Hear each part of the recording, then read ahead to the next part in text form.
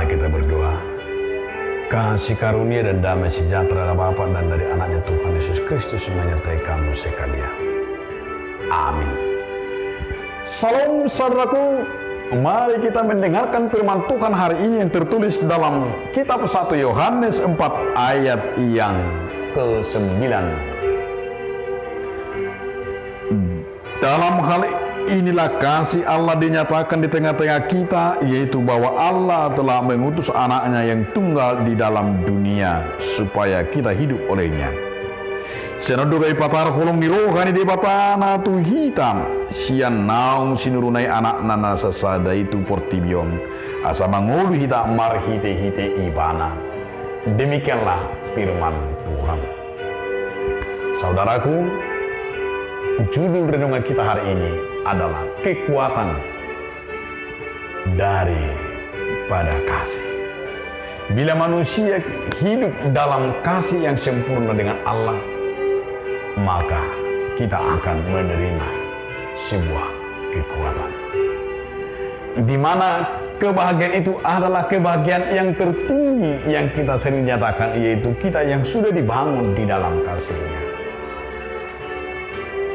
di mana kita merasakan Allah dan menciptakan kita, dan kita dibangun yaitu di dalam sebuah kasih yang disebut dengan kehidupan sorgawi, yang hidup dengan bersama-sama dengan Kristus yang memberikan kepada kita yaitu kasih-Nya. Dengan kemuliaannya Ia turun ke dalam dunia ini dan mau seperti manusia. Ia rela bersama-sama dengan kita, Ia rela menjadi seperti kita, tetapi supaya kita, dosa kita diampuni, dihapuskan, sehingga supaya kita bersatu dengan Allah Bapa, Ia mengutus anaknya dengan kasih. Itulah sebuah kekuatan yang kita terima lewat kasih Yesus Kristus. Saudaraku, terdorong dari sini kita melihat kasih-Nya kepada kita. Kasih-Nya kepada kita, Allah telah mengutus putranya untuk menyelamatkan kita dari segala kekuasaan dosa. Ia rela mati di kayu salib. Ia telah menghapusnya dengan kematiannya, betul-betul darahnya yang mengalir itu menyucikan kita.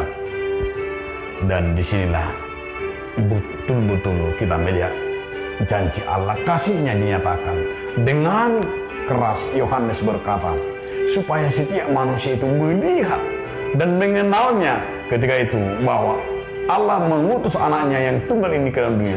Tujuannya satu, tujuan pengutusan itu supaya kita melihat anak Allah itu membawa hidup bagi orang yang percaya. Hidup yang artinya Allah, Dia datang seperti manusia dan mau mengasihi dan mau menyelamatkan kita. Dan oleh karena itulah di sana kita sebut Allah itu adalah kasih, dan kekuatan kita lah di dalam kasih-Nya. Karena itu, marilah kita hidup di dalam kasih dan nyatakanlah itu di tengah-tengah kita, dan Ia telah menggenapi dan sudah terjadi di tengah-tengah kehidupan kita. Hiduplah di dalam kasih. Amin. Terima kasih Tuhan atas firman yang menyapa kami, agar kami hidup di dalam kasih Kristus. Amin.